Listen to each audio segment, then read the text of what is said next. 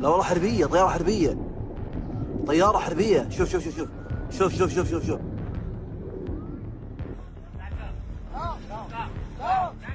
বারুদের গন্ধে ভারী হয়ে উঠেছে আকাশ।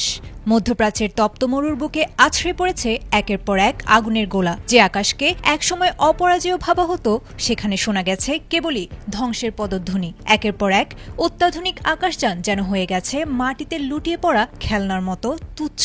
পরাশক্তির দম্ভ আর প্রযুক্তির শ্রেষ্ঠত্ব সবই যেন মুহূর্তেই ধূলিসাৎ হয়ে গেছে। তাসের ঘরের মতো ভেঙে পড়েছে দীর্ঘদিনের সামরিক আধিপত্য। পুরো বিশ্ব রুদ্ধশ্বাসে তাকিয়ে রয়েছে সেই রণক্ষেত্রের দিকে, যেখানে প্রতি মুহূর্তেই পাল্টে গেছে ইতিহাসের সমীকরণ।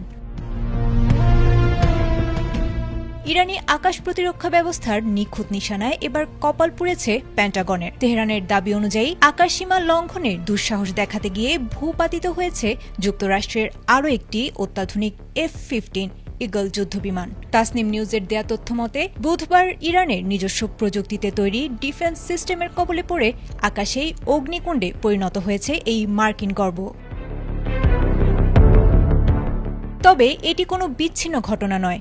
সোমবার থেকেই শুরু হয়েছে মার্কিন এয়ারক্রাফটের এই পতন উৎসব। খাতাম আল আম্বিয়া সেন্ট্রাল হেডকোয়ার্টার্স জানিয়েছে, গত কয়েকদিনে একে একে 4টি F-15 যুদ্ধবিমানকে আকাশ থেকে নামিয়ে এনেছে তারা। বিশেষ করে ইরান কুয়েত সীমান্তে একটি যুদ্ধবিমান বিধ্বস্ত হওয়ার খবরটি নিশ্চিত করেছে কুয়েতের প্রতিরক্ষা মন্ত্রণালয়ও। সামাজিক যোগাযোগ মাধ্যমে ছড়িয়ে পড়া ফুটেজে দেখা গেছে বিমানটি আছড়ে পড়ার আগেই জীবন বাঁচাতে প্যারাশুট নিয়ে ঝাঁপ দিয়েছেন পাইলটরা।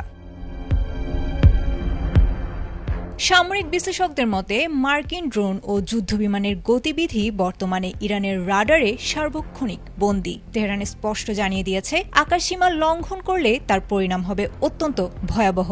এদিকে ওয়াশিংটন এই বিপুল ক্ষয়ক্ষতি নিয়ে এখনো মুখ না খুললেও কুয়েত সীমান্তে মোতায়েন করা হয়েছে সর্বোচ্চ সতর্কতা।